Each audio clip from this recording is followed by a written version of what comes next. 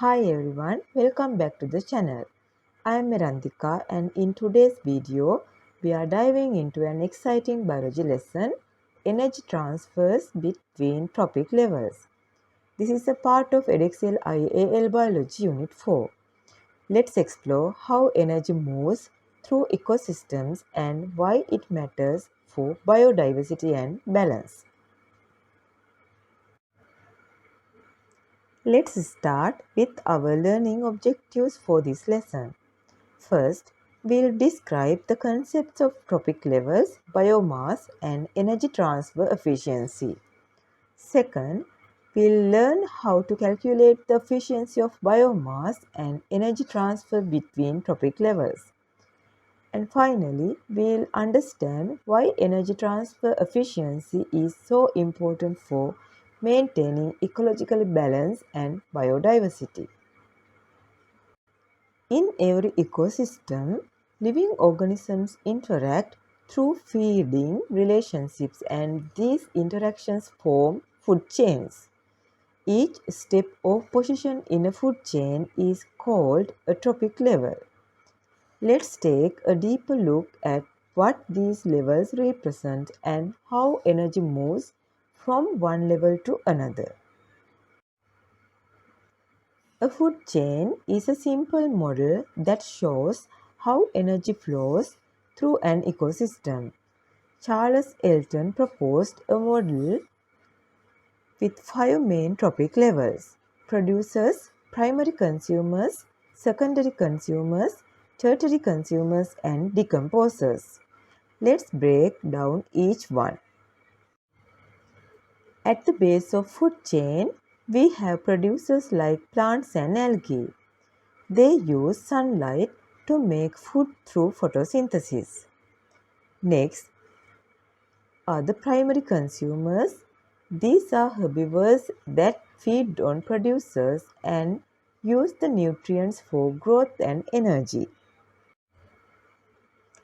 Secondary consumers are carnivores that feed on herbivores. Tertiary consumers feed on other carnivores and are often top predators unless there's a quaternary level. At each level, animals use the food molecules to fuel their own metabolic processes. And finally, we have decomposers, bacteria and fungi, that break down the remains of plants and animals. They return vital nutrients to the soil, keeping the ecosystem running smoothly. Even though they are rarely shown in food chains, they play a vital role in nutrient cycling. Almost all food chains start with the sun. Here's an example. Grass absorbs sunlight, grasshoppers eat the grass, frogs eat the grasshoppers, snakes eat frogs, hawks eat snakes, and finally decomposers break down the hawk after it dies. It all starts with solar energy. For example, if pandas rely only on bamboo and bamboo is lost, the panda population is at risk. In reality, organisms often eat more than one thing. This creates food webs, interconnected food chains. A food web is more stable than a single food chain. Here's a quick activity. Look at this food web and identify the trophic levels for each organism. This helps us understand how energy flows and what role each species plays in the ecosystem. To visualize what happens between trophic levels, we use ecological pyramids. There are three main types: the pyramid of numbers, the pyramid of biomass, and the pyramid of energy. Let's explore each one. The pyramid of numbers shows how many organisms are at each trophic level. Usually, there are more producers than herbivores. and more herbivores than carnivores. But this model isn't always accurate. For example, one tree can support hundreds of insects, making the pyramid inverted. It doesn't reflect organism size or energy flow. The pyramid of biomass shows the total mass of organisms at each trophic level. It can use either wet or dry mass. Dry mass is more accurate, but it often requires destroying samples. Scientists sometimes use small samples to estimate total biomass. In marine ecosystems, biomass pyramids can be misleading.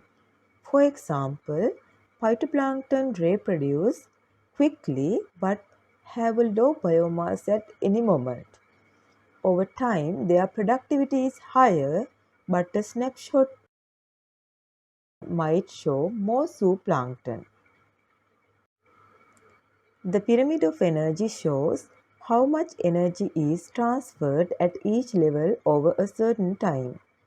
It's the most accurate representation of energy flow, and it's always upright. However, it's also the hardest to measure. Here, we compare the three pyramid types using two different ecosystems. You will notice how they differ in shape even for the same organisms. This tells us different models reveal different things about energy and population structure. Let's get creative.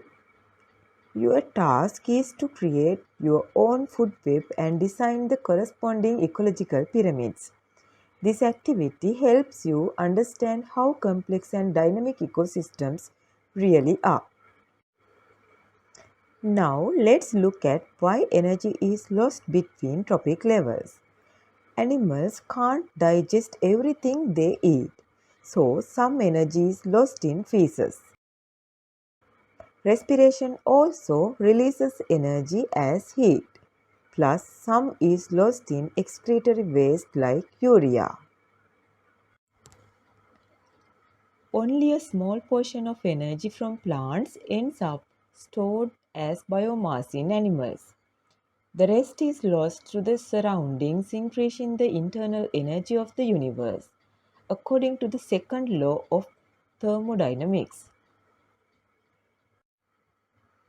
Secondary production is the creation of new animal biomass from the plant materials that animals consume. It represents the growth of herbivores and carnivores as they feed. As we go up each trophic level, from herbivores to carnivores, more energy is lost to the environment. That's why food chains are usually short. Not enough energy makes it to the top. Energy transfer is often only around 10%.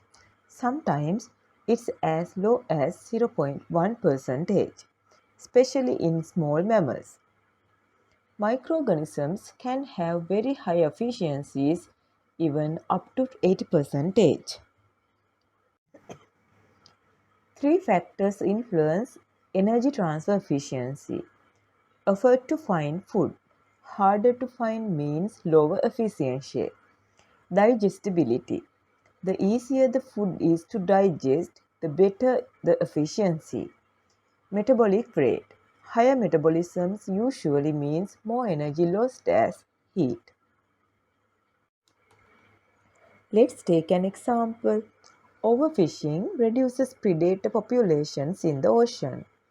That changes food web dynamics and lower energy transfer efficiency.